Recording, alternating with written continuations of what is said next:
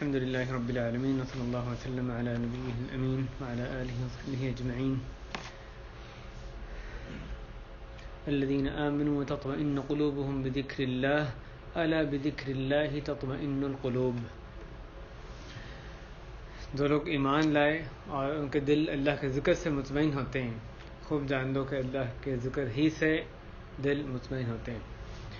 مسلم بھائیوں، اللہ تعالیٰ کا ذکر، صبح شام کے اذکار اور دیگر اذکار اور مطلق مقید ذکر جو مختلف صورتیں اس کی، یہ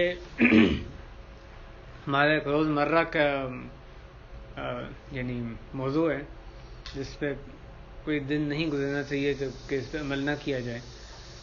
تو اسی تعلق سے بعض یاد دہانی، بعض جو فوائد ہیں وہ ہم آج تذکرہ کریں گے، اور اسی حوالے سے یعنی جو فوائد کا ذکر کیا جائے وہ اس کا جو مقصد ہے وہ یہی ہے کہ میں اور آپ اپنے لیے فائدہ کی بات یہاں سے لے کر اٹھیں. اس میں ذکر کے تعلق سے جو کوتاہی ہوتی ہے اس پہ محاسبہ کریں اور مزید اس میں بہتری کی کوشش کریں.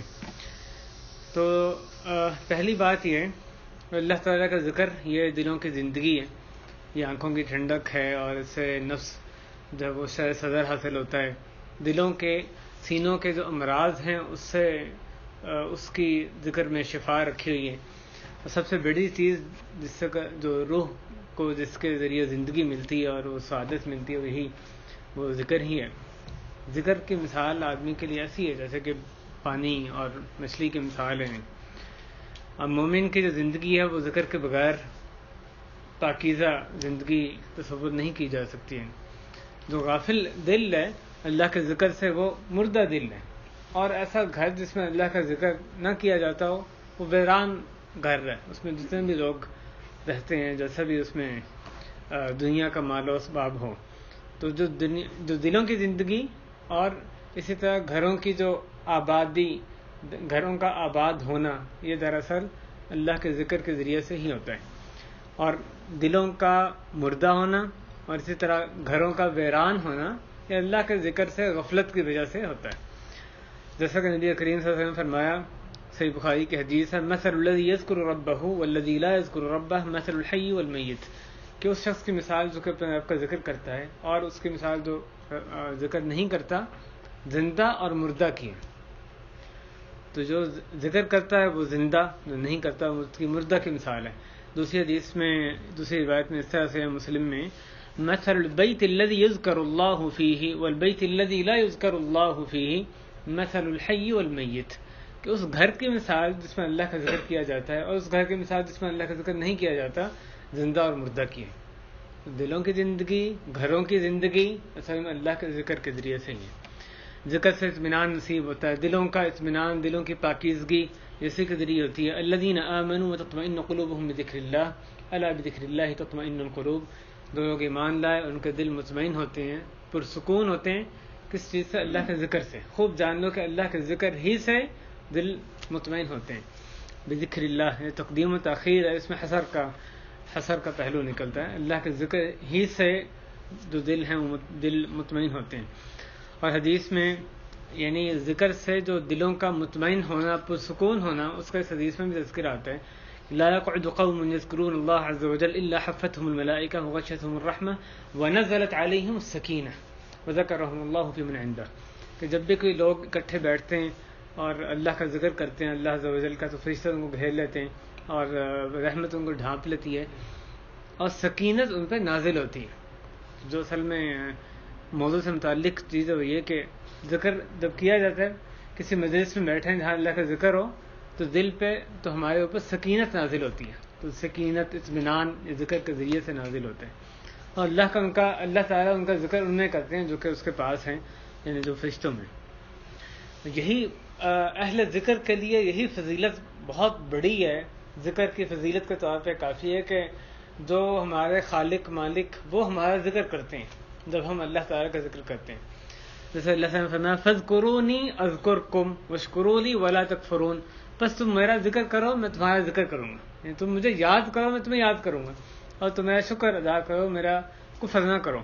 اور حدیث قدسی میں حدیث الہی حدیث قدسی یعنی اللہ تعالیٰ فرماتے ہیں فَإِن ذَكَرَنِي فِي نَفْسِهِ ذَكَرْتُهُ فِي نَفْسِي وَإِن ذَكَرَنِي فِي مَلَئٍ ذَكَرْتُهُ فِي مَلَئٍ خَيْرٍ مِّنْهُمْ کہ اگر وہ یہ بخاری مسلم میں حدیث ہے کہ اگر وہ اپنے جی میں اپنے آپ میں مجھے یاد کرتا ہے تو میں بھی اپنے آپ میں اس کو یاد کرتا ہوں. اگر وہ مجھے گروہ میں یاد کرتا ہے اعلانیہ طور پہ تو میں بھی اس کو ایک گروہ میں یاد کرتا ہوں کیونکہ اس گروہ سے زیادہ بہتر ہوتا ہے.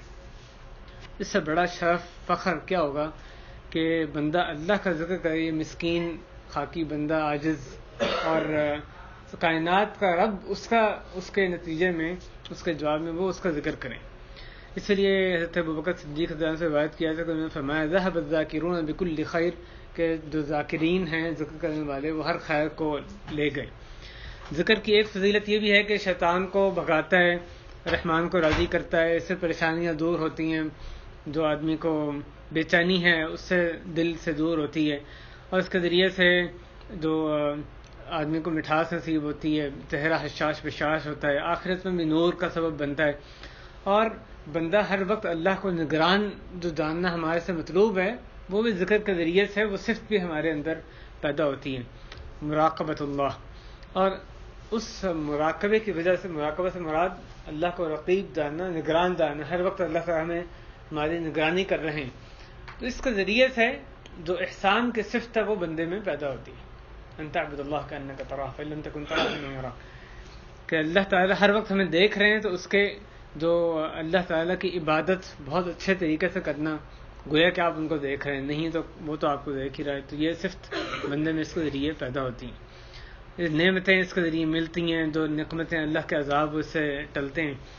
ذکر کہاں سے ہوتا ہے؟ اور یہ یقیناً بہت اہم یہ یعنی نقطہ ہے کہ ذکر اصل میں کیا صرف زبان سے ہوتا ہے؟ ذکر دل سے بھی ہوتا ہے, زبان سے بھی ہوتا ہے. کامل ترین ذکر, افضل ترین, اللہ کو سب سے محبوب جو ذکر کی صورت ہے وہ ہے جس میں کہ زبان اور دل دونوں ایک دوسرے کا ساتھ دیں, دونوں میں مطابقت ہو. زبان ذکر کر رہی ہو, دل بھی اس کے معنی بھی سمجھ رہا ہو, اور ساتھ اس پہ جو ذکر کیا جائے اس پہ تدبر بھی کر رہا ہو, تفکر کر رہا ہو, جو کچھ کہا جائے زبان سے اس پہ اس کے معنی پہ غور کر رہا ہو. تو یہ اعلیٰ ترین جو اس کا ذکر ہے, جو ذاکر ہے ذکر کرنے والا وہ اس ذکر کے معانی, اس کے مقاصد اس پہ خود گواہ ہو, اس کا نفس اس پہ گواہ ہو کہ جو کہہ ہے واقعی وہ اسی طرح ہی ہے, اس پہ وہ گواہی دے رہا ہوں.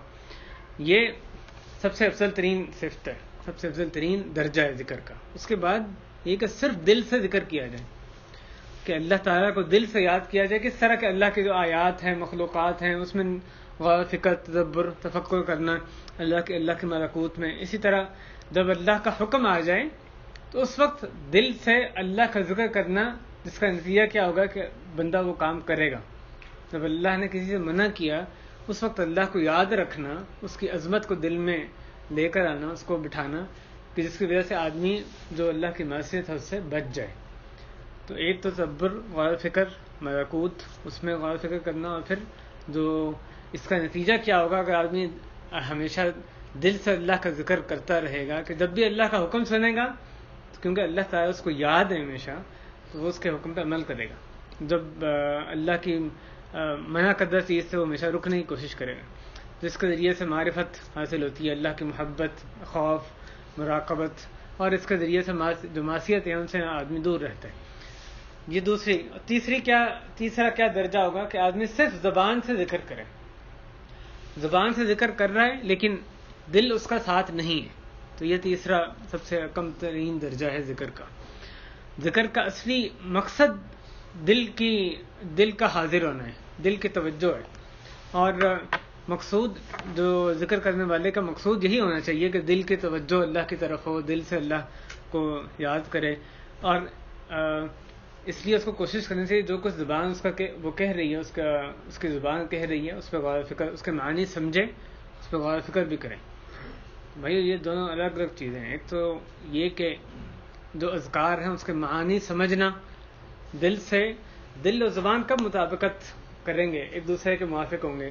پہلی بات یہ کہ زبان سے اس کو سمجھا جائے جو کچھ کہا جا رہا ہے, زبان سے جو کچھ کہا جا رہا ہے دل اس کو سمجھ رہا ہو مطلب ہے کیا اس کا. اور صرف سمجھنا کافی نہیں، اس پہ غور و فکر کرنا یہ بھی لازمی ہے. تو معنی سمجھنا اور اس پہ تفکر تدبر، یہ دونوں چیزیں دل سے ذکر میں آتی ہیں. تو یہ اصلی مقصود ذکر کا ہی ہے. جیسے تلاوت قرآن ہے، اس کا اصلی مقصود جو ہے اس پہ یعنی اس کے معنی کو سمجھنا، اس پہ تدبر کرنا، غور و فکر کرنا ہے. اسی طرح جو ذکر ہے اس کا بھی اصلی مقصود یہی ہے. یہ نہیں کہ جو صرف زبان سے کرے ہم اس کو کچھ گردانیں گے نہیں، لیکن بہرحال وہ یعنی کم تر درجہ ہے ذکر کا. مطلوب یہ ہے کہ زبان اور دل دونوں آپس میں موافقت کریں. عاجزی والا جو خشوع والا ذکر کیا ہے، جس میں کہ آدمی کا دل، زبان، بدن سب آپس میں یعنی مطابقت رکھتے ہوں. زبان سے آدمی اللہ کا جہاں نام لے رہا ہے وہاں دل بھی اس کو سمجھ رہا ہے، اور جو اس کے ہاتھ پاؤں ہیں، بدن ہیں، وہ بھی اللہ کے سامنے جھکا ہوا ہے. اگلی بات یہ کہ یہ غفلت کی ایک صورت ہے کہ آدمی اذکار کے معانی سے غفلت برتے، خاص طور پہ وہ اذکار جو کہ روز مرہ ہم نے پڑھنے. بیٹا بیٹھ جاؤ ابھی نہیں، بیٹھ جاؤ. تو دن رات کے جو اذکار ہیں، جو اس میں ایمانیات کی باتیں ہیں، جو اعتقاد کی، اللہ کی عظمت، جو اللہ کا جلال کا جو اس میں تذکرہ ہے، آدمی اس سے غفلت برتے. اذکار یاد ہیں یا دیکھ کے پڑھ رہا ہے لیکن صرف زبان سے پڑھ رہا ہے، اس کا دل سے اس کو نہیں پتا کہ اس کے معنی کیا ہے، مطلب کیا ہے اس کا. اور اذکار پڑھنے کی وجہ سے اس کا ایمان زیادہ ہونا ہے، یقین زیادہ ہونا ہے، اللہ کی عظمت اس کے دل میں بیٹھنی ہے. ان سب چیزوں سے وہ دور رہے گا، ان کے معنی نہیں سمجھے گا. تو یہ جو غفلت ہے یہ بھی اللہ کے رستے سے روکنے کا ایک طریقہ ہے شیطان کا، جو جس کو یہ ہمیں روکتا ہے. تو یہ بہت ضروری ہے کہ ہم جو اذکار ہیں، خاص طور پہ جو روز مرہ کے اذکار ہیں، اس میں اس کے معنی سمجھیں.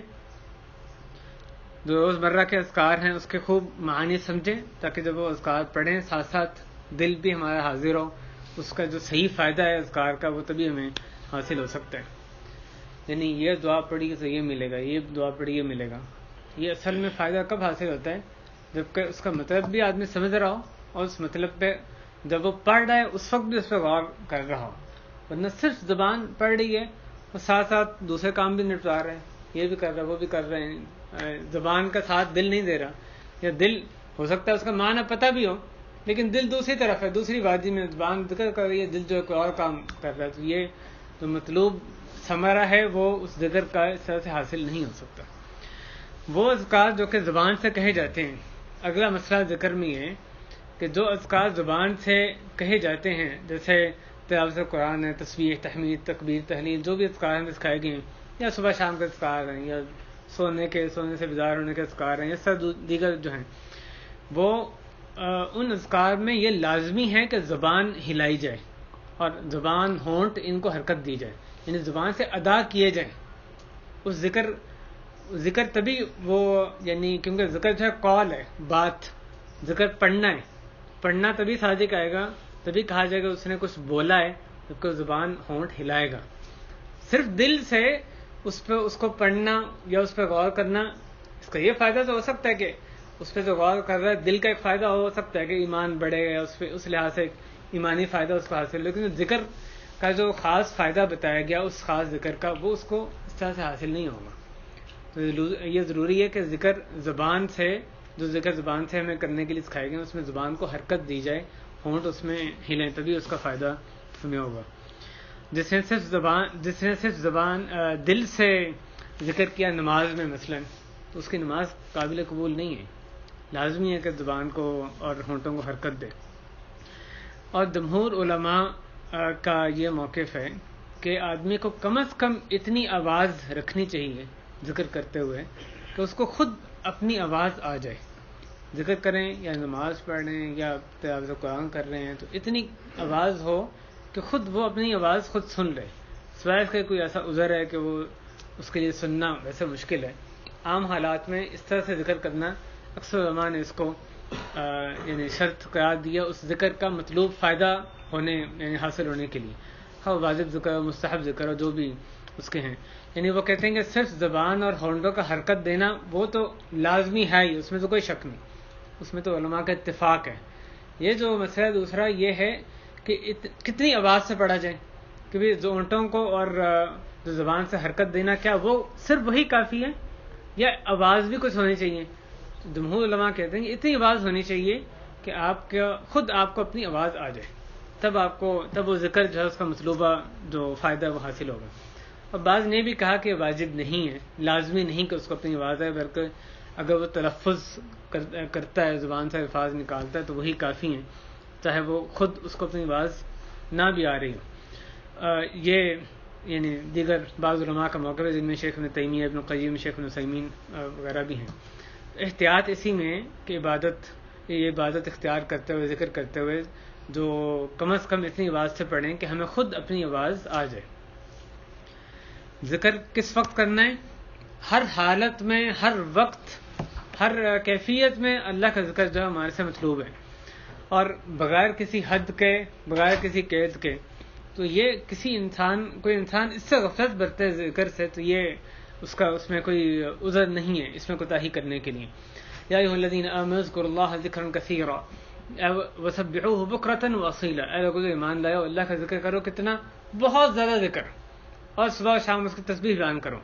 اس سے اللہ تعالیٰ نے فرمایا فاذکروا اللہ قیاما وقعودا وعلی جنوبہم وعلی جنوبکم، کہ اللہ کا ذکر کھڑے ہوئے، بیٹھے ہوئے، اپنے پہلوؤں پر.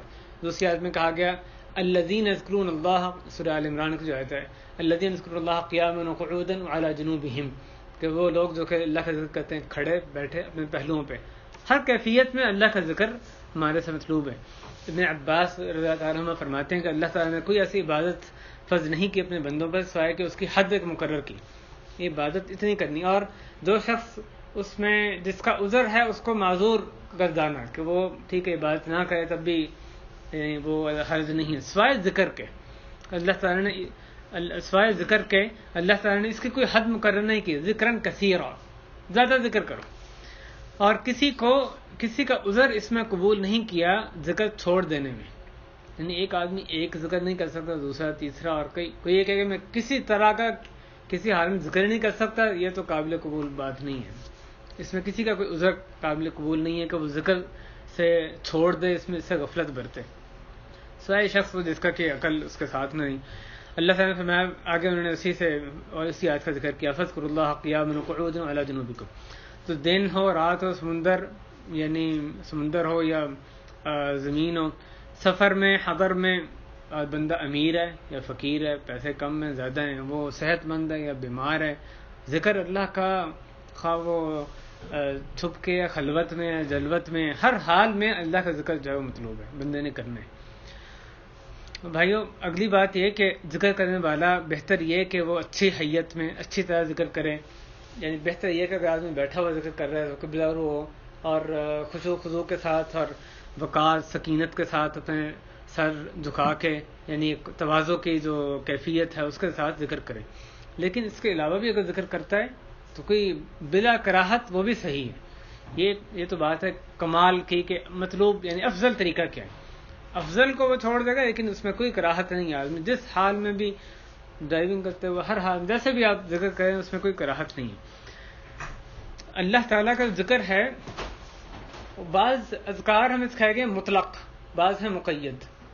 یہ مسئلہ سمجھنا، یہ سنت کی صحیح پیروی ذکر کے معاملے میں کرنے کے لیے یہ ضروری ہے کہ اذکار ہمیں کس طرح سے پڑھنے سکھائے گئے ہیں. اس کے لیے بعض اذکار ہیں مطلق کا سے مراد یہ کہ جن میں کوئی قید نہیں ہے، کوئی خاص جگہ، خاص زمانہ، خاص تعداد اس کے مقرر نہیں کی گئی، خاص حیت مقرر نہیں کی گئی، ہر حال میں اللہ کا ذکر کرنا ہے.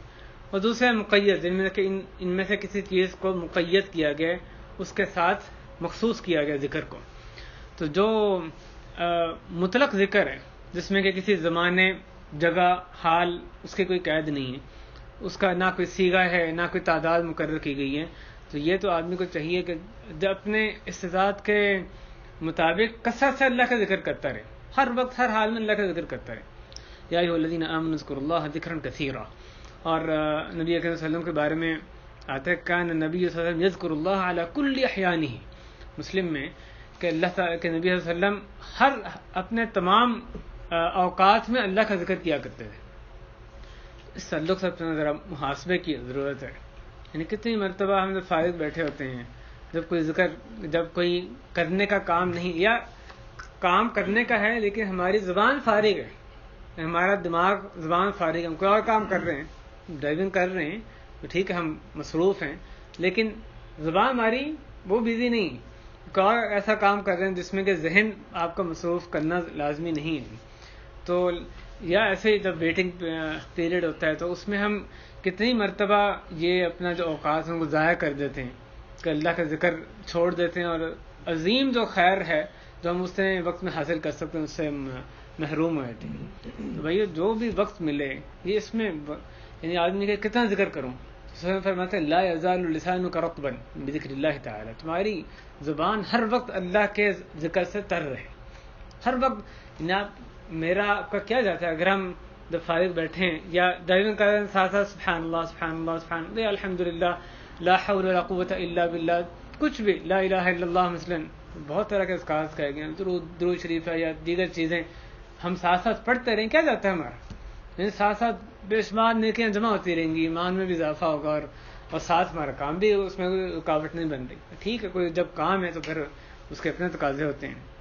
یہ جو مطلق ذکر ہے اس سے غفلت نہیں برتنی, ہر وقت ہر حال میں یہ ذکر کثرت سے کرنا ہے, اٹھے بیٹھے پہلوؤں پہ, جیسے اللہ تعالیٰ نے فرمایا.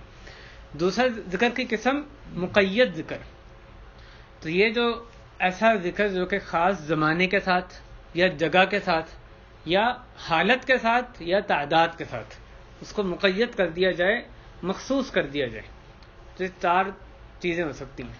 مقید ذکر مقید کی 4 صورتیں ہو سکتی ہیں, 4 چیزوں سے 4 صورتوں میں اس کو مقید کیا جا سکتے ہیں. ایک یہ کہ زمانے کے ساتھ, مثلا ذکر جو ہے وہ خاص زمانے میں مقرر کر دیا کہ جب بھی یہ وقت آئے گا, یہ زمانہ آئے گا, وقت آئے گا, تب یہ پڑھنا ہے آپ نے, خاص زمانے کے ساتھ اس کو جوڑ دیا جائے. تو جب بھی وہ وقت آئے وہ ذکر کرنا ہمارے سے مطلوب ہو. جیسے مثلا صبح شام کے اذکار ہیں, اب ہر صبح ہر شام وہ اذکار آپ نے پڑھنے, تو اس کو کس کے ساتھ جوڑا گیا, زمانے کے ساتھ, یہ وقت کے ساتھ جوڑا گیا, خاص وقت کے ساتھ اس کی تعیین کر دی گئی. جب چاند نکلے گا تو آپ نے یہ دعا پڑھنی ہے, اس کو وقت کے ساتھ اس کو جوڑ دیا گیا. تو یہ مقید کی ایک صورت ہے کہ وقت کے ساتھ اس کو قید کر دیا جائے, مقید یعنی اس کو جوڑ دیا جائے. دوسری صورت کہ جس کو جگہ کے ساتھ جوڑا جائے, ایسا ذکر جس کو کہ خاص جگہ کے ساتھ جوڑ دیا جائے کہ جب بھی اس جگہ میں جائیں گے یا اس سے آئیں گے, نکلیں گے, تو وہاں آپ نے یہ ذکر کرنا ہے. گھر میں جائیں گے, گھر سے نکلیں گے, مسجد میں جائیں گے, مسجد سے نکلیں گے, بیت الخلاء میں جانا آنا, مثلا اس طرح کے اور بھی کئی اذکار ہیں, تو اس کے ہمیں اذکار بتائے گئے. یا اسی طرح جگہوں میں یہ بات بھی آتی ہے کہ بندہ مشعر الحرام میں جائے, یعنی مزدلفہ میں جانا ہے تو آپ نے ذکر کرنا ہے, جیسے اللہ تعالیٰ فذکروا اللہ عند المشعر الحرام. یا اسی طرح مناسک میں حج کے دیگر جو جگہیں ہیں ان میں بھی ہمیں بتایا گیا فلان جگہ اس میں یہ ذکر کرنا ہے, یہ ذکر کرنا ہے. اس کے علاوہ بھی مثالیں. مقصد یہ کہ ایک یہ صورت ہے مقید کرنے کی جس میں کہ جگہ کے ساتھ ذکر کو مقید کیا جاتا ہے. تیسری صورت احوال, حالات کے ساتھ, خاص حالت کے ساتھ اس کو مقید کیا جاتا ہے, کہ جیسے کہ سونے کے اذکار ہیں یا بیداری کے اذکار ہیں. جب بھی ایک حالت ہے, جب آدمی سونے لگے اس نے ذکر کرنا ہے, جیسے ہی اٹھے گا پھر ذکر کرنا ہے اس نے, یا جب وہ سفر کرے گا اس نے ذکر کرنا ہے, جب بھی پریشانی ہوگی, بے چینی کا شکار ہوگا تو اس نے ذکر کرنا ہے. اسی طرح غصے کے وقت کیا ذکر کرنا ہے, جب کوئی کسی چھینک آئے کیا ذکر کرے, دوسرا سننے والا اس کو کیا دعا دے, جب اپنی بیوی کے پاس جائے تو کیا ذکر کرے, مرغے کی بانگ سنے یا گدھے کی آواز سنے تو کیا ذکر کرے. اس طرح ساری چیزیں یہ حالتوں کے ساتھ اس کو جوڑا گیا ہے. کوئی آپ کے لیے بھلائی کا کام کرے تو آپ نے اس وقت کیا ذکر ہے, کیا دعا دینی ہے. تو یہ اور بھی بہت سی اس کی مثالیں ہو سکتی ہیں جن کو خاص حالتوں کے ساتھ مقید کیا گیا, جوڑا گیا اس ذکر کو. اور جو چوتھی صورت ہے مقید کرنے کی وہ تعداد ہے, کہ خاص تعداد کے ساتھ ذکر کو مقید کیا جائے کہ یہ ذکر اتنی دفعہ کرنا ہے. ایک عام ہے نا جس نے یہ کہے, یعنی خاص ایک ذکر کی فضیلت بتا دی کہ بغیر تعداد کے. بعض اذکار ہیں جن کو خاص تعداد جن کے مقرر کی گئی, مثلا 3 دفعہ کہنا ہے, 10 دفعہ کہنا ہے, یا اسی طرح 33 دفعہ 34 دفعہ کہنا ہے, یا 100 دفعہ کہنا ہے. میکسیمم جو تعداد زیادہ سے زیادہ احادیث میں جیسے شیخ البانی رحمہ اللہ نے اس کی صراحت کی ہے وہ 100 کی تعداد ہے. اس سے زیادہ تعداد کسی ذکر کی جو معین تعداد ہمیں نہیں ملتی احادیث میں. تو یہ چوتھی صورت ہے ذکر کو مقید کرنے کی، خاص تعداد کے ساتھ اس کو مقید کیا جائے. اب جو ذکر مقید ہوگا کسی خاص صیغہ یا تعداد کے ساتھ، تو اس میں اصلی قاعدہ یہ ہے کہ جو ذکر کرنے والا ہے وہ جس طرح سے حدیث میں آیا ہے اسی طرح ذکر کرے. جو صیغہ حدیث میں آیا ہے یا جو تعداد حدیث میں آئی ہے اسی پہ اکتفا کرنا، نہ زیادہ کرنا نہ کم کرنا. کیونکہ اگر کم یا زیادہ وہ بہتر ہوتا، وہ اس میں کوئی فرق نہ پڑتا، تو پھر وہ حدیث میں خاص طور پہ کیوں آیا؟ جس نے یہ پڑھا اتنی دفعہ تو اس کے لیے فلان چیز ہے، فلان اس کے لیے، یا ہمیں کہا جائے کہ اس وقت تم نے یہ اتنی دفعہ پڑھنا ہے. اگر اس میں زیادہ کمی کرنے کا کوئی فرق نہیں پڑتا تو پھر کیوں اس کو قید کیا گیا، کیوں خاص اس کی تعداد بتائی گئی؟ تو ایسے اذکار جو خاص صیغہ آیا ہے، خاص تعداد آئی ہے، اس کو اسی طرح ہی پڑھنا چاہیے جیسا کہ حدیث میں ہمیں وہ سکھایا گیا، سوائے اس کے کہ حدیث میں یہ نص آ جائے، صاف طور پہ آئے کہ ہاں یہ اتنی دفعہ پڑھنا ہے، زیادہ کر لو تو اور اچھا ہے، لیکن زیادہ کی تعداد معین نہیں، زیادہ کر لو تو بھی ٹھیک ہے. جیسے مثلا حدیث میں آیا من قال لا الہ الا اللہ وحدہ لا شریک لہ لہ الملک ولہ الحمد وہو علی کل شیء قدیر. جس شخص نے کہا لا الہ الا اللہ وحدہ لا شریک لہ لہ الملک ولہ الحمد وہو علی کل شیء قدیر فی یوم 100 مرہ، ایک دن میں 100 مرتبہ، تو اس کو کیا ملے گا؟ اس کو 10 گردنیں آزاد کرنے کا ثواب ملے گا، اور 100 نیکیاں لکھی جائیں گی، اور 100 برائیاں مٹائی جائیں گی، اور اس کے لیے شیطان سے حفاظت ہوگی، اور اس کا پورا دن حتیٰ کہ شام ہو جائے. تو یہ حدیث میں 100 کی تعداد آئی، اور اس کے بعد اس کے بہت عظیم اللہ تعالیٰ کے نبی صلی اللہ علیہ وسلم نے فائدے بیان کی. اس کے بعد فرمایا وَلَمْ يَأْتِ أَحَدٌ بِأَفْضَلَ مِمَّا جَاءَ بِهِ إِلَّا أَحَدٌ عَمِلَ أَكْثَرَ مِنْ ذَلِكَ، کہ کوئی شخص اس کے اس سے بہتر چیز لے کر نہیں آئے گا سوائے اس شخص کے جس نے اس سے بھی زیادہ اس کو کہا. تو آپ نے دیکھا 100 کی تعداد مقرر کی گئی، پھر کیا کہا گیا کہ جو شخص جس نے اس سے بھی زیادہ کیا وہ اس سے زیادہ افضل ہوگا، 100 دفعہ پڑھنے والے سے بھی زیادہ افضل ہوگا. تو ایسا ذکر 100 دفعہ بندہ اہتمام سے کرے، 100 دفعہ یہ پورا لا الہ الا اللہ آخر تک وہ پڑھے، تو اس کے بعد اگر اور زیادہ پڑھتا ہے تو اور کھایا ہے، لیکن اس سے زیادہ کتنی دفعہ پڑھے گا اس کی تعداد مقرر نہیں کی گئی.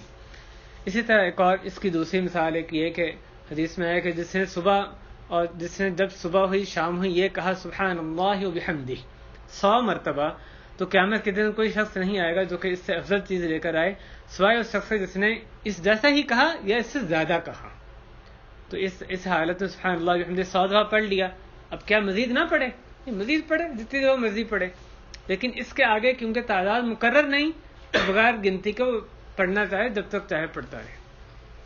تو جو تعداد صیغہ حدیث میں آیا اتنا ہی اسی پہ اکتفا کرنا، الا ہے کہ حدیث میں نص آیا ہو کہ جو زیادہ پڑھے گا اس کو زیادہ ثواب ہے، تو آپ اس کو زیادہ پڑھیں تو یقیناً اس میں فائدہ ہی ہے.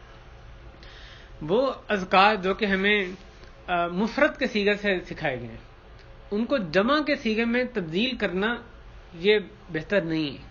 بہتر یہ کہ جو مفرد کے صیغے سے سکھایا گیا اس کو مفرد کے صیغے سے، مفرد سنگولر ایک، اس کو مفرد کے صیغے سے ہی پڑھا جائے. مثلا اللہم احفظنی من بین یدی ومن خلفی وعن یمینی، یہ حدیث میں دعا ہی ہے. اس کو آدمی پڑھے اللہم احفظنا من بین یدینا ومن خلفنا وعن ایماننا، اس کو جمع کر کے صیغے میں پڑھے. کہے کہ نہیں میں صرف خود سے پڑھ رہا ہے، خود اپنے میں انفرادی طور پر پڑھ رہا ہے، لیکن وہ کہے کہ نہیں میں اس دعا میں جمع کا صیغہ استعمال کر رہا ہوں تاکہ میرے گھر والے جو ہیں وہ بھی اس کے اندر شامل ہو جائیں. تو یہ بات مطلوب نہیں ہے، یعنی جو حدیث میں مفرد کے صیغے سے سکھایا گیا اس کو ویسے ہی پڑھنا ہے. ہاں جو جمع کے صیغے سے سکھائے گئے وہ آدمی خواہ انفرادی طور پہ ہی وہ ذکر پڑھے تو اس میں یہ نیت کر لے کہ اس میں میرے گھر والے بھی اندر آ جائیں، والدین آ جائیں، یا اس سے بھی وسیع دائرے میں مسلمان بھی اس کے اندر آ جائیں، اس میں کوئی حرج کی بات نہیں ہے. لیکن مفرد کو جمع میں تبدیلی یہ نہیں کرنا چاہیے. مثلا جو جمع کے صیغے سے سکھائے گئے اللہم بک اصبحنا وبک امسینا، جمع کا صیغہ ہے نا، اللہ آپ ہی کے نام سے ہم نے صبح کی، ہم نے شام کی. اس طرح سے جو اہدنا الصراط المستقیم، اے اللہ ہمیں ہدایت دے، بندہ دعا کرے اور اپنے علاوہ کسی اور کی بھی نیت کرے کہ اس کے لیے میں دعا کر رہا ہوں تو اس میں حرج نہیں. جہاں پہ اصلی ذکر جمع کے صیغے سے سکھایا گیا، جہاں سے ذکر مفرد ہے اس کو مفرد ہی آپ رکھیں تو وہی وہی جو ہے بہتر ہے، زیادہ ثواب کا باعث ہے. یعنی جو جمع کا صیغہ ہے اس میں اگر بولنے والا ایک بھی ہے تب بھی اس کو چاہیے کہ وہ جمع کا صیغہ استعمال کرے. سر فاتحہ آپ اکیلے نماز پڑھ رہے ہیں تب بھی اہدنا ہی پڑھتے ہیں، اہدنی تو نہیں پڑھتے. یہ حدیث میں یہ اللہم بک اصبحنا سکھایا گیا ہے. تو اب ہمیں چاہے بندہ یہ انفرادی ذکر ہے لیکن اللہم بک اصبحت تو نہیں پڑھتے. حدیث میں جمع کا صیغہ ہے، وہاں جمع کا صیغہ پڑھنا ہے، چاہے آدمی اکیلا ہی اس کو پڑھ رہے تو جمع رہے گا، مفرد رہے گا. جمع میں آپ نیت کسی اور کے ساتھ کریں تو حرج نہیں ہے. قرآن پڑھنے کے حوالے سے کیا قرآن بہتر ہے یا ذکر کی دوسری صورتیں بہتر ہیں؟ تو اس میں اصول یہ ہے کہ تلاوت قرآن وہ جو ذکر اور دعا جو مطلق ہے اس سے بہتر ہے. جو مطلق ذکر اور دعا یعنی جس کی خاص جیسے آگے بھی اس کا بیان آئے گا، تو مطلق ذکر مطلق دعا اس سے زیادہ ثواب یہ ہے کہ آدمی تلاوت قرآن کرے. اور ذکر کرنا دعا سے زیادہ افضل ہے، لیکن جو مقید ذکر ہے کسی زمانے کے ساتھ، جگہ کے ساتھ، حالت کے ساتھ، وہ اس جگہ یا اس حالت میں قرآن پڑھنے سے بہتر ہے. تو مثلا اگر اب آدمی بیدار ہوتا ہے تو اس وقت دعا سکھائے گی الحمدللہ الذی احیانا بعد ما اماتنا آگے. تو کیا یہ بہتر ہے یا مثلا قرآن کی کوئی صورت پڑھے؟ تو عام قاعدہ کیا ہے کہ تلاوت قرآن ذکر سے افضل ہے، دیگر اذکار ذکر کے صورتوں سے افضل ہے، لیکن خاص موقع پہ ذکر سکھایا گیا وہاں پہ وہ زیادہ افضل ہے. اذان ہو رہی ہے، آپ تلاوت کر رہے ہیں، کیا افضل ہے؟ اس وقت آپ تلاوت کرتے رہیں یا اذان کا جواب دیں؟ حالانکہ تلاوت کرنا وہ ذکر سے افضل ہے، لیکن یہاں پہ ایک خاص، جہاں پہ جو ذکر ہے اذان کا جواب دینا وہ خاص اس وقت کا ذکر ہے، یعنی جب اذان ہو آپ نے اس کا جواب دینا ہے، تو یہاں پہ اس کا زیادہ ثواب ہے. اسی طرح آدمی جب کسی کو چھینکا الحمدللہ، اب وہاں پہ یہ ذکر سکھایا گیا نا. تو بھائی جو بھی کسی حالت کے ساتھ، زمانے کے ساتھ، جگہ کے ساتھ جو ذکر مقید کیا گیا ہے، اس جگہ پر خاص پڑھنے کا سکھایا گیا ہے، اس جگہ پہ، اس حالت میں، اس وقت میں وہ ذکر تلاوت قرآن سے افضل ہے. لیکن اس کو چھوڑ کے، مقید اذکار کو چھوڑ کے جو مطلق ذکر ہے اس سے اس کی نسبت تلاوت قرآن زیادہ افضل ہے. بات واضح نا؟ تلاوت قرآن اور ذکر میں اس طرح جو ہے وہ یعنی اشکال اس طرح سے دور ہو جاتے. اللہ تعالیٰ کا کثرت سے ذکر کرنا یہ ہر خیر اور فلاح کا دروازہ ہے. یہ اللہ کا جو ذکر ہے وہ اس کا جو اجر ہے وہ بہت عظیم جلیل اجر ہے. جو ذکر والے ہیں، جو کثرت سے ذکر کرتے ہیں، وہ عظیم اجر اللہ تعالیٰ نے ان کے ساتھ وعدہ کیا ہے، اور وہی السابقون ہوں گے قیامت کے دن. السابقون، سبقت جانے والے. اللہ تعالیٰ نے فرمایا وَاذْكُرُوا اللَّهَ كَثِيرًا لَعَلَّكُمْ تُفْلِحُونَ. اللہ کا کثرت سے ذکر کرو تاکہ تم فلاح پا جاؤ. تو فلاح کی طرف جانے والا یہ دروازہ ہے ذکر اللہ کا کثرت سے کرنا. اور اسی طرح سورہ احزاب کی آیت میں بہت سی صفات کا ذکر کر کے آخری صفت یہ ذکر کی گئی وَالذَّاكِرِينَ اللَّهَ كَثِيرًا وَالذَّاكِرَاتِ أَعَدَّ اللَّهُ لَهُم مَغْفِرَةً وَأَجْرًا عَظِيمًا. کہ اللہ کا کثرت سے ذکر کرنے والے مرد اور ذکر کرنے والی عورتیں، اللہ تعالیٰ نے ان کے لیے تیار کیا مغفرت اور اجر عظیم، بہت بڑا اجر. تو اور بھی کئی صفات کا پہلے ذکر کیا گیا، آخر صرف ذکر کی گئی. کثرت سے ذکر کرنا، اس پر اللہ نے ان صفات کے جو رکھنے والے ہیں ان پہ اتنی بڑی خوشخبری سنائی کہ مغفرت اور اجر عظیم کا اللہ نے وعدہ کیا. اور اس وجہ سے فرماتے ہیں، مسلم کی حدیث ہے سبق المفردون، کہ سبقت لے گئے مفردون وہ لوگ جو کہ انفرادیت رکھتے ہیں. مفردون یعنی انفرادیت، فرد، ایک انفرادیت رکھنے والے، ممتاز، جو اپنے دیگر جو ساتھی ہیں، دیگر لوگ ہیں ان سے ممتاز ہیں، ان سے منفرد ہیں. تو صحابہ نے پوچھا یا رسول اللہ یہ مفردون ومن المفردون یا رسول وما المفردون یا رسول اللہ، کہ مفردون کون ہیں یا رسول اللہ؟ تو آپ نے فرمایا الذاکرون اللہ کثیرا والذاکرات، اللہ تعالیٰ کا کثرت سے ذکر کرنے والے مرد اور ذکر کرنے والی عورتیں. تو بھائیو اپنے جو ارد گرد لوگ ہوں، دیگر لوگ، ان سے جو لوگ سبقت لے جانے والے ہیں، کس چیز میں سبقت جانے والے؟ جنتوں میں، درجات میں آگے آگے بڑھنے والے، جو اصل میں سبقت لے جانے والی چیز ہے، وہ کن کو قرار دیا گیا؟ سبق المفردون. مفردون انفرادیت، جو لوگ ممتاز کون ہیں؟ جو کہ اللہ کا کثرت سے ذکر کرتے ہیں، مرد بھی اور عورتیں بھی. تو یہ بندہ چاہتا ہے نا اپنے دوسرے لوگوں سے ممتاز ہو، اس کو آگے آگے معاشرے سے یعنی باقی لوگوں سے آگے بڑھے. یہ چیزیں جن میں کہ ایک دوسرے سے آگے بڑھنے کی کوشش کرنی ہے. تو ذکر کثرت سے ذکر کرنے والے وہ السابقون ہیں. یہ بہت بڑی فضیلت ہے ذکر کی. اگلی بات یہ کہ جو شخص باقاعدگی کے ساتھ صبح شام کے اذکار کا خیال رکھتا ہے, جو ادھر ادھر جو مختلف حالتوں میں مختلف جگہوں کے اذکار سکھائے گئے ان کا خیال رکھتا ہے, نمازوں کے بعد کے اذکار ہیں اس کی پابندی کرتا ہے, اور مختلف احوال اسباب کے ساتھ جو ہمیں اذکار سکھائے گئے ہیں دن اور رات میں ان کی پابندی کرتا ہے, تو وہ اللہ کا کثرت سے ذکر کرنے والوں میں شامل ہے. حضرت ابن عباس رضی اللہ تعالیٰ عنہما نے اس آیت میں والذاکرین اللہ کثیرا والذاکرات, اس کی تشریح میں وہ فرماتے ہیں, جیسا کہ تفسیر البسیط میں وہ کہتے ہیں کہ مقصد یہ ہے کہ وہ نمازوں کے بعد اللہ کا ذکر کرے, اور صبح شام اور لیٹے ہوئے جب بھی وہ نیند سے بیدار ہو, اور جب بھی وہ اپنے گھر سے نکلے, وہ جائے یا آئے, تو اللہ عز و جل کا ذکر کرے. تو یہ کس کی تشریح ہے؟ حضرت عبداللہ بن عباس رضی اللہ عنہ, حبر الامہ. ظاہر صحابہ کی تشریح وہ یعنی معتمد ترین تشریحات میں سے ہوتی ہے, قرآن مجید کی ان سے تشریح ملے. تو اس لیے جو آدمی ان تمام حالتوں میں جگہیں جو ہمیں سکھائی گئی جو مقید ذکر سے ان تمام میں اللہ کا ذکر پابندی سے کرتا ہے, تو وہ اللہ کے جو کثرت سے ذکر کرنے والے ان میں وہ شامل ہے. امام مجاہد رحمہ اللہ فرماتے ہیں کہ بندہ اللہ کا کثرت ذکر کرنے والا نہیں ہو سکتا جب تک کہ وہ کھڑے بیٹھے اور اپنے پہلوؤں پر لیٹے ہوئے بھی اللہ کا ذکر نہ کرے. مسلمان مرد مسلمان عورت کے لیے مستحب ہے, اس کو چاہیے کہ جو صبح و شام کے اذکار ہیں ان کے میں پابندی اختیار کرے, یعنی پابندی کے ساتھ یہ ان دونوں اوقات میں جو سکھائے گئے اذکار ہیں اس میں ذکر کرے. یہ افضل ترین اوقات ہیں ذکر کرنے کے, اور ساتھ ساتھ صبح شام کے اذکار میں غور و فکر کرے, ان کے معانی کو سمجھے, جب پڑھا ہو ذکر اس پہ غور و فکر بھی کرے.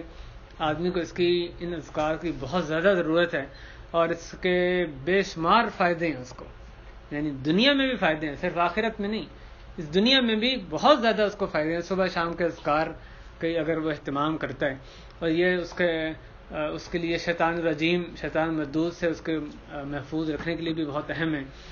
اور اس کے دیگر یعنی فوائد بھی ہیں. دن کا اختتام, دن کا جو ابتدا ہے وہ اللہ کے ذکر سے کرتا ہے. اللہ تعالیٰ نے صبح شام کے اذکار کا قرآن مجید میں متعدد مرتبہ ذکر کیا. یا ایھا الذین آمنوا اذکروا اللہ ذکرا کثیرا وسبحوہ بکرۃ واصیلا, آخر میں فرمایا گیا اللہ کی تسبیح بیان کرو صبح اور شام, بکرۃ واصیلا, صبح اور شام. تو صبح شام کے اذکار اس کے یہاں پر پڑھنے کا اس کا حکم دیا گیا. بکرتن و اصیلا, اصیل جو ہے وہ عصر کے بعد کے وقت کو کہا جاتا ہے. دوسری آیت میں وذکر ربک کثیرا وسبح بالعشی والابکار, کہ اللہ اپنے رب کا کثرت سے ذکر کرو اور تسبیح بیان کرو رات کو اور یا شام کو اور صبح. یہاں بھی وہاں پہلے صبح شام, یہاں پہ شام و صبح آ رہا ہے, تو صبح شام کے اذکار کے یہاں بھی ہے. عشی والابکار, عشی سے مراد رات کا جو دن کا آخری حصہ یا رات کا پہلا حصہ, اور ابکار دن کا پہلا حصہ رات کا آخری حصہ. اسی طرح وسبح بحمد ربک قبل طلوع الشمس وقبل الغروب, سورہ قاف میں اللہ تعالیٰ نے فرمایا کہ اپنے رب کی حمد کے ساتھ تسبیح کرو سورج نکلنے سے پہلے اور مغرب سے پہلے. تو آپ دیکھیں صبح شام کے اذکار کی اہمیت, اس کا اندازہ لگائیں. اللہ تعالیٰ نے واضح الفاظ میں کتنی دفعہ قرآن مجید میں اس کا ہمیں یعنی اس کی ترغیب دی ہے, اس کا حکم دیا. سورج نکلنے سے پہلے, سورج غروب ہونے سے پہلے, اور صبح شام رات دن اللہ کا ذکر کرو. تو یہ صبح اور شام کے اذکار, ان کی پابندی ہمیں چاہیے کہ ہم کریں, اس کے معنی سمجھیں, اس پہ غور و فکر کریں, اس کو اپنی زندگی کا معمول بنائیں. اللہ تعالیٰ نے ان اذکار پہ عظیم اجر کا وعدہ کیا ہے, بہت بڑے فضائل اس میں آئے ہیں, جن میں کہ مثلاً گناہوں کی بخشش, حسنات کو جو نیکیوں کا کمانا, برائیوں کا مٹ جانا, اسی طرح کئی گردنیں آزاد کرنے کا ثواب ملنا, جنت کا وعدہ, اللہ کی طرف سے حفاظت, ضرر سے نقصان سے محفوظ رہنا, ہر چیز سے کافی ہو جانا, اللہ تعالیٰ کی حفاظت میں آ جانا. تو یہ بہت سے جو اس کے فوائد ہمیں بتائے گئے ہیں. اس کا وقت کیا ہے صبح شام کے اذکار کا؟ جو صبح کے اذکار ہیں وہ سورج طلوع فجر سے لے کے طلوع شمس تک طلوع فجر سے لے کے طلوع شمس تک ان کا یہ صبح کے اذکار کا وقت ہے. یہ ہے فضیلت کا وقت، جو اصلی وقت ہے، جو مطلوب. اور یعنی بعض علماء نے کہا ہے کہ اس کے بعد بھی وہ بندہ پڑھے، کیونکہ طلوع شمس کے بعد بھی ظہر تک بھی پڑھ لیتا ہے تب بھی ٹھیک ہے. اور جو شام کے اذکار ہیں وہ عصر سے لے کے مغرب تک ہوں گے. یہ اصلی وقت ہے، فضیلت والا وقت، جبکہ افضل ترین جو وقت ہے ان کا پڑھنے کا. اور اس میں بعض علماء کے ہاں یہ بھی داخل ہے کہ آدمی مغرب کے بعد سے لے کے رات کے ابتدائی حصے میں ہی پڑھ لے، مثلا رات کے پہلا جو 1/3 رات ہے اس میں بھی پڑھ لے تب بھی ٹھیک ہے. تو اس میں ایک وقت ہے فضیلت والا، افضل وقت. صبح کے جو اذکار ہیں وہ کوشش یہ کریں کہ فجر کے بعد سورج نکلنے سے پہلے پہلے پڑھ لیں. اگر رہ گئے تو آپ چھوڑ نہ دیں، پھر سورج نکلنے کے بعد بھی پڑھ لیں تو امید ہے کہ اس کا اجر ملے گا. اصلی وقت وہ ہے، جو فضیلت والا وقت وہ گزر گیا، لیکن اس کو چھوڑا نہیں، بعد میں بھی پڑھیں تو انشاءاللہ اس کا جو وقت ہے وہ ملے گا. اسی لیے شام کے اذکار عصر سے مغرب کے درمیان میں پڑھ لیں. نہ پڑھ سکیں، بھول گیا، آدمی غافل ہو گیا تو بعد میں پڑھ لیں، مغرب سے لے کے رات کے ابتدائی حصے میں پڑھ لیں، تب بھی ان کا جو وہ باعث ثواب بھی ہے اس کا فائدہ ہی فائدہ ہے. تو جس آدمی کو اذکار جس کے رہ گئے صبح کے یا شام کے اذکار رہ گئے، بھول گیا یا اس سے مشغول ہو گیا یا کوئی ایسی مصروفیت آ گئی اور وہ اس کو باقاعدگی سے ویسے اس کا معمول ہے پڑھتا ہے، تو اس کو چاہیے کہ جب بھی وہ اس کو پڑھ سکے اس کو پڑھ لے، چھوڑ نہ دے. اس کو یہ نہیں کرنا چاہیے کہ اصلی وقت گزر گیا اس کو چھوڑ دے، بلکہ جب بھی پڑھ سکتا ہے اس کو پڑھ لے. اور لیکن کوشش عام طور پہ یہ کرے کہ اس کا وقت نہ نکلنے پائے، اپنے وقت کے جو اصلی وقت ہے اس کے اندر ہی وہ اس کو پڑھ لے. سورہ کے انسان فرماتے ہیں من نام عن حزبه او عن شيء منه فقرأه فيما بين صلاة الفجر وصلاة الظهر كتب له كأنما قرأه من الليل. جو اپنے حزب سے، جو اس کا وظیفہ ہے، اس سے رات کو سویا رہ گیا یا اس میں سے کچھ حصے سے سویا رہ گیا، تو اس نے اس اپنے رات کے وظیفے کو، جو ذکر اس نے رات میں اپنے لیے مخصوص کیا تھا، وہ اس نے فجر اور ظہر کے درمیان میں پڑھ لیا، تو ایسا ہی اس کے لیے لکھا جائے گا جیسا کہ اس نے اس کو رات میں پڑھا. تو بہرحال اسی پر ہی ہم اتفاق کرتے ہیں. اللہ تعالی ہمیں اپنے کثرت سے ذکر کرنے والا بنائے. جو لوگ کثرت سے اللہ کا ذاکرین اللہ کثیر و ذاکرات، ہمیں ان میں شامل فرما دے. صفت کمال یعنی یہی ہے کہ آدمی جو صبح شام کے اذکار ہیں اس میں اگر وہ سارے کے سارے پڑھ سکتا ہے تو بہت ہی اچھا ہے، بہت بڑا اس کا فائدہ ہے. اور اگر نہ پڑھ سکے تو جتنے پڑھ سکتا ہے وہ ضرور پڑھ لے. یعنی اس کو اگر اذکار پڑھتا ہے کہتا ہے بہت زیادہ میں نہیں پڑھ سکتا، یہ نہ کرے گا سب ہی چھوڑ دیں. تو جو پڑھ سکتا ہے ضرور پڑھ لے اذکار، سارے نہیں تو جتنے ہی پڑھ سکتا ہے، جو اس کے سمجھتا ہے کہ میں آسانی سے پڑھ لوں گا اس میں کوتاہی نہ کرے. تو اور جب دوسرے دن اس کی ہمت زیادہ ہو، جذبہ زیادہ ہو، زیادہ پڑھ سکے زیادہ پڑھ لے، تاکہ وہ یعنی اگر سارے پڑھے تو بہت ہی اچھا ہے وہ اس میں. لیکن بالکل ہی چھوڑ دینا، صبح کے اذکار شام کے اذکار اس کا زندگی میں اس کے معمول ہو ہی نہ، تو یہ تو یقیناً غفلت ہے. یہ مسلمان کی زندگی میں نہیں ہونا چاہیے کہ صبح شام کے اذکار سرے سے اس کے معمولات میں شامل ہی نہ ہوں. اللہ تعالی ہمیں صبح شام کے اذکار، دیگر اذکار ان کی حفاظت کرنے والا بنائے، کثرت سے اپنا ذکر کرنے والا بنا دے، اور ان اذکار کا جو معنی ہے وہ سمجھنا ہمارے لیے آسان بنا دے، اس کو یاد کرنا ہمارے لیے آسان بنا دے، اور اس پہ غور و فکر کرنے کی توفیق عطا فرمائے. اس کے جو عظیم فوائد ہمیں بتائے گئے ہیں حدیث میں، جو اللہ رسول نے بتائے ہیں، ان سے ہمیں فیضیاب فرما دے. اے اللہ ہمارا بیٹھنا قبول فرما، اے اللہ اس کو اپنے لیے خالص فرما، اس کو اے اللہ اس مجلس کو مبارک بنا، ہمارے تمام گناہوں کو معاف فرما. اے اللہ ہماری جو بے چینیاں ہیں، ہمارے دکھ پریشانیاں ان کو دور فرما دے. اے اللہ جن لوگوں کو حلال رزق کے اسباب مہیا نہیں ہے، اللہ ان کے لیے ان کو باکفایت رزق عطا فرما، ان کے لیے اپنی طرف سے اپنی رحمت سے ان کے رزق کے دروازے، باکفایت رزق کے دروازے کھول دے. اے اللہ جو لوگ بھی پریشان حال ہیں ان کی پریشانیاں دور فرما، جو بھی قرض کے تلے دبے ہوئے ہیں اللہ ان کی طرف سے قرض کو ادا فرما دے، قرض کی ادائیگی ان کے لیے آسان فرما دے. اے اللہ مسلمانوں کے حال پہ رحم فرما. اے اللہ جو جہاں بھی مظلوم مسلمان ہیں ان کے حال، ان کو اس ظلم سے نجات عطا فرما. اے اللہ ہمیں اپنے مظلوم مسلمان بہن بھائیوں کی خوب مدد کرنے کی توفیق عطا فرما.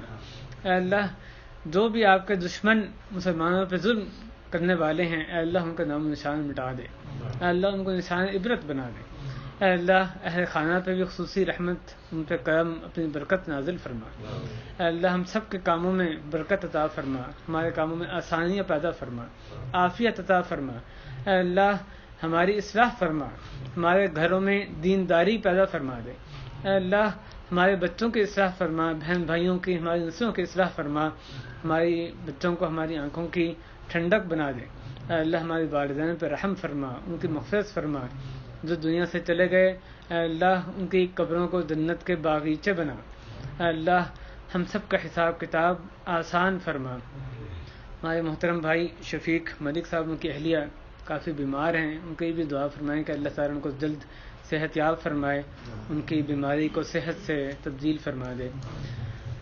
جو بھی ہم میں بیمار ہے اللہ تعالیٰ اس کو شفا نصیب فرمائے۔ اللہم اشف مرضانا ومرضى المسلمین، وصلی اللہ وسلم وبارک علی نبینا محمد وعلی آلہ وصحبہ اجمعین۔